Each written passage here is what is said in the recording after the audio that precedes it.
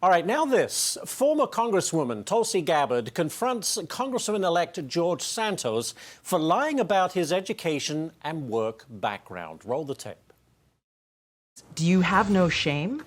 Do you have no shame in the people who are now you're asking to trust you to go and be their voice for them, their families, and their kids in Washington? Tulsi, I can say the same thing about the Democrats and the party. This is not about the Democratic Party, though. I think we can all look at ourselves in the mirror and admit that once in our life we made a mistake. I'm having to admit this in national television for the whole country to see, and I have the courage to do so because I believe that in order to move past this and move forward and be an effective member of Congress, I have to face my mistakes.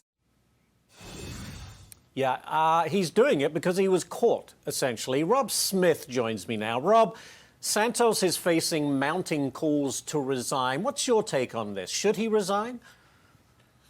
You know, I don't think he should, Ash. And let me tell you something. I saw that interview with Tulsi last night. I think she was a little tougher on him than he expected. And I do not know that that was his finest hour. But let me be clear. So these calls that are coming from the left for him to resign are not about integrity or anything like that. So the party of AOC, who is currently under a congressional ethics investigation, and the party of Maxine Waters, who has been under multiple ethics investigations and violations for her decades in Congress, you know, they can spare me the talk about integrity. What this is really about is the fact that Santos flipped a blue seat red, and they see this as an opportunity to gain more political power, okay? Yeah. So let's put that conversation to the side. What this is really about, and this is what's come up in a lot of the elected officials that I've spoken to, is whether or not George Santos can be an effective member of Congress, should he be inaugurated and should he take that role. Now, I do not know. It takes a lot of people and a lot of relationships to get anything done in D.C.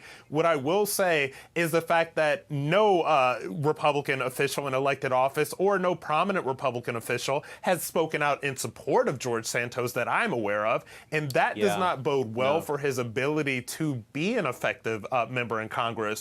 Do I think he should resign? Absolutely not. And if I was advising George Santos, which I am not, what I would tell him is that, first of all, the contrition and the humility need to be turned up about 1,000%. And it is not the left or Democrats that deserve your apology. They do not want your apology. They want your destruction. Who really does deserve an apology and who is really owed an explanation are the people in his district that voted for him. They are the ones that he needs to be answering to right now, not the New York Post and not Fox News. Could not agree more. All right, another one for you, Rob. Completely different topic. Hollywood director James Cameron said that he's cut out 10 minutes of gun violence out of the new Avatar film. He says he didn't want to, quote, fetishize, I don't know if that's a word, fetishize the gun. James Cameron made the Terminator movies, Rob. Now he wants to drop the gun violence in these, what, anime-like films. What's your take? Well, look, you know, Avatar is a huge hit, okay? So first of all, he does not need to sort of cater to the woke left like this.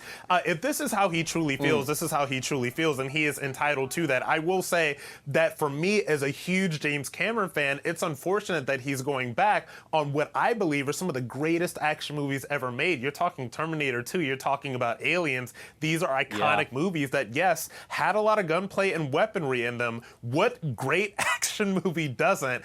I do not understand who he's trying to cater to with this. The woke left has already had some issues with Avatar. I don't know if you realize or not. They've already been calling it racist and offensive to Native Americans. I don't know how blue people can be offensive to Native Americans. Whatever. I don't understand it, but this is his prerogative to say so. But it'll never end. He's catering to Hollywood, isn't he, Rob? He's catering to Hollywood, but at the same time, it'll never take away what he did with Aliens and Terminator 2. I wish that he wouldn't sort of tarnish his own legacy in this way to cater to the woke left in Hollywood. I could not have put it better. Rob Smith, you're on fire today. You're absolutely right. And those were great movies. I mean, terrific entertainment, gun violence or not. All right, Rob Smith, great to see you this morning. Thank you, sir.